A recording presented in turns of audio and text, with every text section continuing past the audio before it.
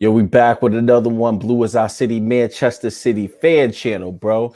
And I've been going for a few days, but I decided to come back here and bring you guys part three, which is keep or sell. And today we're going to be talking about Aymeric Laporte, none other than the Manchester City center back, man, who hasn't been getting shown a lot of love of late. But I want to know from City fans out there, what is you guys' thoughts on should we keep Aymeric Laporte? But before we get going, as always, I got to show love to the community, man. You guys have been outstanding of late. Man. Thank you guys for subscribing and helping the channel grow so much. We've been growing over the last few days, over the last few weeks. And I really want to say, it's really thankful to all of you at home. But the purpose of this channel is just to let Manchester City fans that are in other parts of the world know that we exist over here in the States. We want to come together and bring all fans together. So that's the reason why I want to say, thank you from the bottom of my heart for subscribing to the channel. But if you're new around here, you digging the content, consider subscribing, but also like and share the video. But most importantly, get at me in the comments and let me know what you guys think about.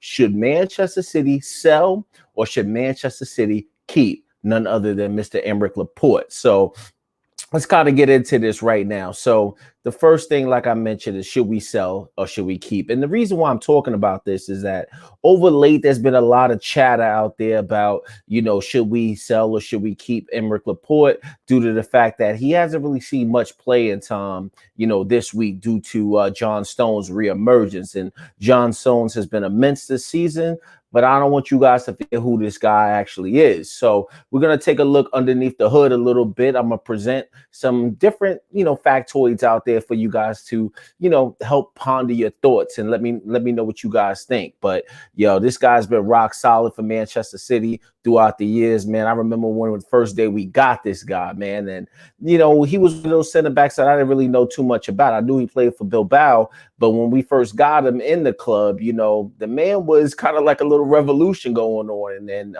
we're going to take a look in a deep dive into that. So without further ado, let's get going, baby. So the first point I definitely need to bring up is we need to look at some of where's all this talk coming from with him. So bear with me while I share my screen a little bit. Gotta find a better way to do this, but the StreamYard is definitely coming in handy. I definitely got to step it up, to the 1080p right now, but let me share with you guys my screen. So as you guys are seeing on the screen, there's been a lot of talk about he possibly could be leaving Manchester City this summer due to, his lack of playing time. And one thing we know about this guy's he's a very ambitious of a player. And it's only a matter of time that he's going to sit around on anybody's bench, whether it be for Manchester City or whether it be for France. But we're going to get into that a little bit later. But, this is one article talking about he possibly could be leaving, and then I read something else too, is that Barca could be eyeing the guy. Now, Barcelona's already got Kun Aguero on a free transfer. And then also they got Eric Garcia, but they could be looking to add Aymeric Laporte. We know he's now playing with the Spanish team. So, talks out there are flying about this guy, Mr. Aymeric Laporte. So let me do this and kind of segue on to the next topic. So the one thing I definitely want to look at with this guy, some of his Manchester City moments, because when I think about Aymeric Laporte, this guy brings something different that John Stones and Ruben Diaz doesn't have. Just in my personal opinion, it's nobody else other than me talking. You guys feel free to let me know what you guys think. But, there's one thing that this guy can do, man. And this guy attacks headers, man. So I'm going to talk about that a little bit later. But let's get into some of these Manchester City moments, man. I remember back in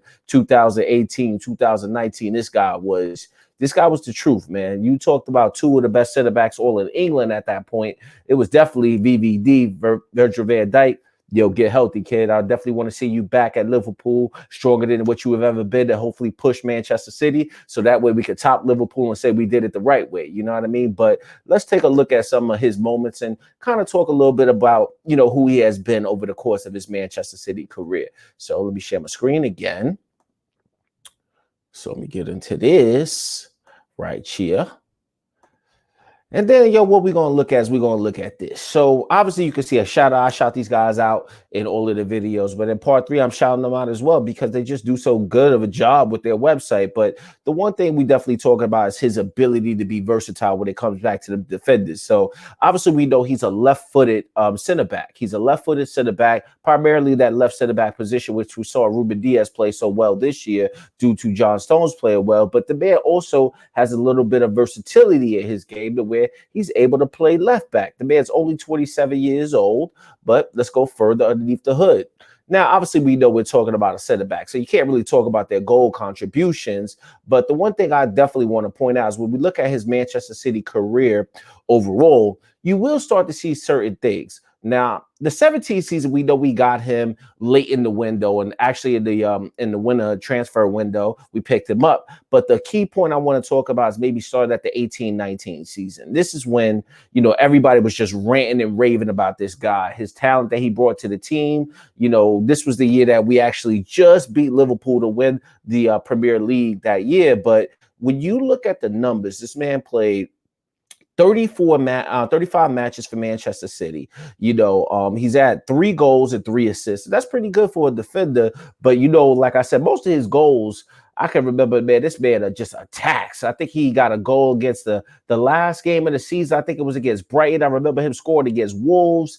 Correct me if I'm wrong down there, but I definitely remember him scoring against Brighton. I definitely remember him scoring against Wolves. And the man got a nice shot on him, too, when he gets close. And he seems to be very passionate about, go forward, let's win. He's one of those types of players. But when we look at the Champions League overall, he got 2 goals actually in the Champions League that particular year. So he did well. And I think one of those goals might have came against Tottenham, if I'm not mistaken there. So, the man was definitely been immense. Now, when you kind of move up to the 1920 season, the man didn't have a lot of starts this particular year. This was the year that Pep wasn't playing John. John really wasn't there. We didn't have Ruben Diaz. We were dropping Ferner in the center back, and this was like a struggle year for us because a lot of Manchester City fans knew that the defense was absolutely, crazy because we didn't have him in there because he only played, 15 games for Manchester City, managed to score 1 goal. But the man was just written off due to various injuries.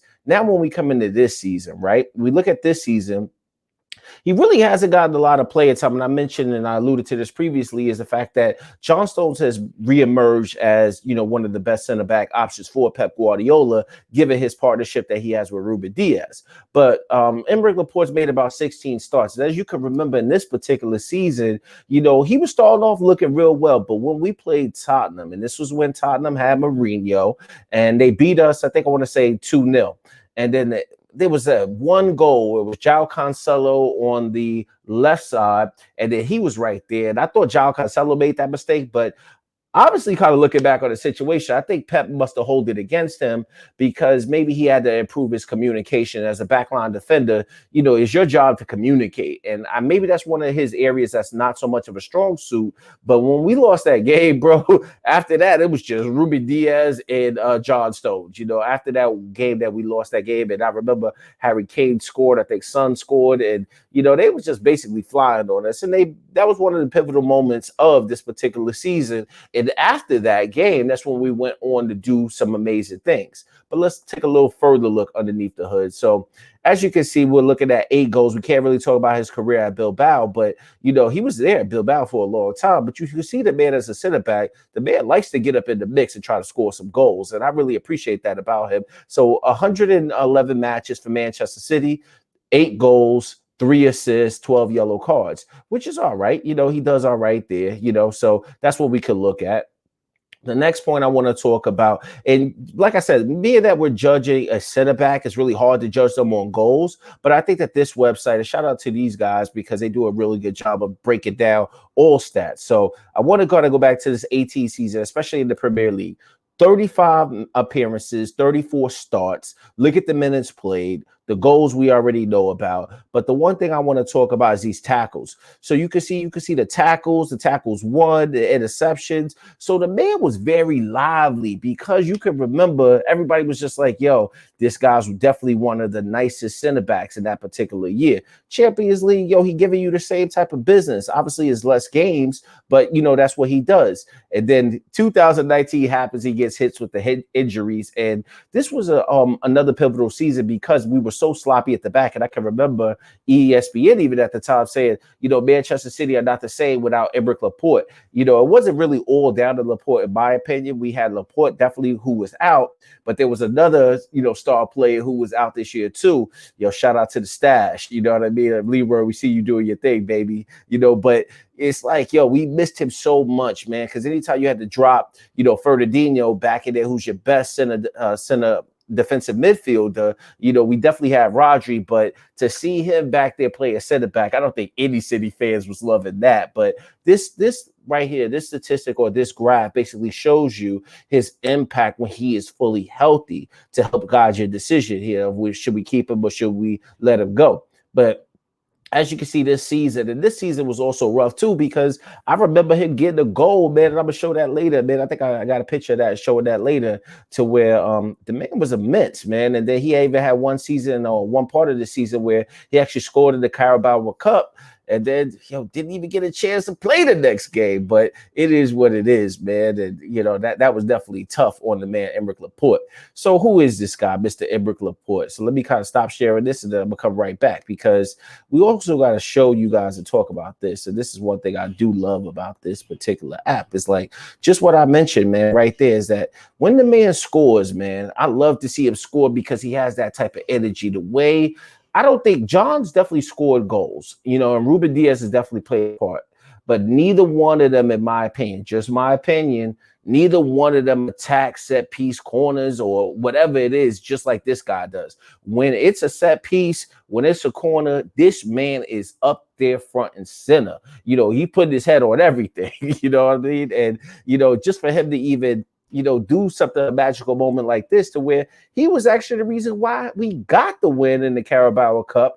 But imagine what this guy could have done. And I'm not saying anything about John's performance in the Champions League final, but just imagine, yo, if this guy was playing, this guy would have went up in there and we could have just, you know, tied it up 1-1. I'm not saying that he was going to get the goal, but you know that sometimes you got to score some set pieces or corners, and this man knows how to win ugly, man, because he definitely has that talent to get you up in there. And you can see he's already helped us lift trophies in a close-knit game like that. So that's just what the man brings, in my opinion. But let's go back to the screen share so we can talk about some of the other factors here. And that's moving on to my next point. Is we got to look at the transfer market, right? So we're going to talk about, you know, how we got him, what we paid for him, what is his value, things of that nature. So let me transition over to that. So bear with me once again. I gotta get smooth on the StreamYard thing, but trust me, man, I'm new, man. I've done some remarkable things and learned in this platform. Hopefully I'll get better when it comes to like the OBS in the next few months. But yo, let's look at this. So Manchester City back in the winter window, you know, that 2017-2008 window, managed to you know, secure this man for 57 million pounds at the time. So obviously that contract definitely ran up because, you know, you definitely have incentives and all these other things built in there, right? So you have that. But then you can see right here, they even have it listed at $71 million US dollars. But, you know, the man, just look at this, you know, the man's value over the course of time. And we're going to take a deeper dive into this man's value. This is the thing that is most concerning to me. So when you look at this, please try to look at this and understand what the hell is going on, because as much as we love Manchester City, yo, we can't just be out here losing money like that. I know everybody's like, yo, but we got all this money, yo, it's Manchester City, bro. We always got money. Bro, we got money, but we got to be a little smarter with our money to where that way we can go out there and buy somebody like Kane. You know that they talk about what 150 or throw some ridiculous numbers out there for Kane. Yeah, we got to be able to come up with that money. Haaland, the same thing. You got to be able to come up with that money. So these situations impact Manchester City's money. But as you can see when we look around here, so when we first got the man, so $55 million is starting point, essentially. But as you can see, he was rising. 24 at the time, made it up to 66 million US. But then right around that 2000, coming off that 2018, 2019 season, the man just solidified his position, like I mentioned earlier, as one of the best center backs. And I can remember even Goldbridge saying something like this, where he was asked, who does he think is the best center backs, at the time. Remember him vividly saying, it was VVD and it was Aymeric Laporte. And all of a sudden, we have seemed to forgot all of that. But the one thing you can see is that the man's value was definitely immense. So then you coming down here and, some people are probably saying in their mind, well, the man is a little injury prone. Maybe he's picked up a few knocks here and there. And maybe that's the reason why the market is not really rating him as much. He's now 25 at this particular junction, but then also contributed to his lack of playing time, which brings us to this number. Look at that. His value, according to this website, now we know that this is not really the end all be all, but 49, that's almost $50 million. Look at that. What kind of falling off a cliff situation is this, man? So luckily we still got this, man. But we gotta have to turn these numbers around, man, because due to his lack of playing time, he's 27 now. I think he has a lot of value that he brings to the club because he is a left-sided, natural left-footed center back. Where right now we're playing Ruben Diaz, which is he's been great for us, and John's been great for us too. But Ruben Diaz is kind of at a disadvantage. He just makes it work because, like I mentioned, Ruben Diaz is right-footed and Aymeric Laporte is left-footed. He helps us with being able to go to a natural, center back position, if you will, to where he's left-footed. But them numbers right there, man, we got to do something to get them numbers back up, man, because them numbers just hurt to where Barcelona or one of these other teams decide to come up in here and get him. They going to be saying, hey, we want him for 40 mil US or something. And we're going to be like, nah, player. We ain't going for none of that. So that's just where we at with it. You know what I mean? So we got to definitely look at that. But then the other thing I want to look at too is his contract lift. So obviously we know his contract is not going to be up until the 2024-2025 season. He's not making crazy amounts of money on his weekly wage. So I think that is one thing that definitely helps Manchester City. So let me stop sharing the screen there and kind of get back into a little bit more of this. And I want to talk about pros and cons right now as we segue on to this part of the chat, if you will. This is one of the things I would definitely say, and I've already alluded to it many times, is that this guy, maybe he doesn't have certain abilities that other people want to see in him, but when it comes to this man's pros, I mean, like I said, this guy will attack set pieces, will attack corners, and he's been very vital for us just getting goals, man. Look at it, man. This man is always up in the mix. He's rising. I don't even think he got crazy hops like that, but I love seeing a player who, especially for Manchester City, because we know we a small type of team. Maybe we got Roger who could get up in there. John has been all right this year. Ruben Diaz has been all right this year, but those are really the only three tall players we got that's going to get on set pieces or get on corners. So this guy is the one to say, all right, damn all of that, Rodri. Damn all of that, Ruben Diaz. I'm getting up here and I'm trying to compete. I'm trying to win it. And, we definitely see this man do it, but, I don't know what's going on with him and Guardiola right now, but it is what it is. But he's definitely one of my pros is the fact that he definitely attacks. The second pro I definitely want to talk about is he's already naturally left-footed, man. And I think he helps us with our spacing. And that's just my point there. The third thing is he's only 27 years old, man. Only 27 years old. I think that if he just minuses some of the injury nicks and knacks that he's been picking up and gets back to playing consistent levels, then I think he could be all right and get back to his position, right? So now segueing over to the cons. One major con about this guy is, you got to keep it real. This guy does not play. This guy is the type of guy that would be like, oh, Didier Deschamps, you don't want to play me when I'm going to the World Cup? Forget that. I'm not want to even be in the team. Like, that's the type of guy this guy is. What? You not trying to put me in the French team this year? Guess what? I'll go play for Spain. So it's only a matter of time before this guy is going to be content with just sitting on the bench because this guy does not play. If he's not playing, he wants out immediately. This guy is super ambitious, and I got no problem with him being ambitious, but you are not going to be able to say, you got to work for your place and fight in the place and then try to work your way back up to those levels to earn your position. This guy's going to be like, damn all of that. You know what I mean? So that's just one major con about him. The second con I would say is hopefully he's been improving this is he doesn't have the natural communication. I don't know if it's due to language barriers. I've seen him speak English pretty good a few times, but Guardiola, the way he is, and you can kind of tell is that he commands the center backs to have leadership, organization, and communication skills. And I think that's one thing we've seen with Ruben Diaz. Ruben Diaz was able to come in and organize. And previously to having Ruben Diaz, we had Aymeric Laporte, who was supposed to be that vocal leader to communicate to the players, but then also shape our team. And maybe he fell a little bit short of that. So hopefully he's working on that. So, you can only get better as far as his communication, his organization, and him learning from somebody like Ruben Diaz. So those are really my only two cons there when we talk about him. But another con would be like, there ain't no way in hell we selling this guy and get some 40 million US, bro. We got to get that number up. But that's just my opinion on the matter. Let me know what you guys think in the comments, bro. So now I'm going to give you guys my thoughts, and then you guys let me know what your thoughts are. My thoughts is that this guy is a talented center back, and he is somebody where I really think we should keep this guy. He's not the fastest guy, but he definitely brings value because he's young. He's still fairly young, as 27 as far as a center back. He's learning. He's been in this league in this stage for ever since 2017, 2018. I think he will have a great season this next upcoming season. And, he can only get better. So my opinion on the matter is I really like me some Aymeric Laporte. And I think it was foul how Guardiola did that. And I get why Guardiola did it. But, man, you scored the goal to lift the Carabao Cup.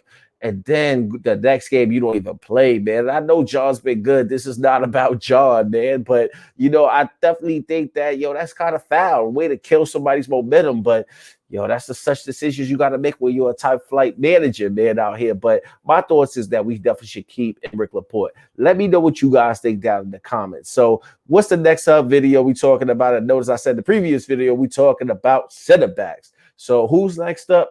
John Stones. And I know some people are going to be triggered by this, but I'm just going to give you the facts and let you decide for yourself. But next up, we talking about John Stones in part 4 of this series. So like I said, man, if you guys are enjoying the content, man, feel free to do one thing, man, just to help the channel grow. We've been exploding over the last 2 weeks, man, but hopefully you guys like the content. Hit the like button. Feel free to share the video. But if you're new to the channel and if you dug what you saw today, subscribe to the family, man. Do the right thing. It doesn't cost you absolutely anything. But until the next time, and I think I'm going to do this, probably I'm going to try to get John Stones one done on Wednesday. I work for a living, so I don't really have chances to do this like other YouTubers do, but I'm finding my momentum, and I definitely going to bring you guys that new piece talking about part 4 of Keep a Cell when we looking at John Stones. I should have it up by Wednesday or Thursday, but until then, I'll see you guys in the next one. Peace. I'm out.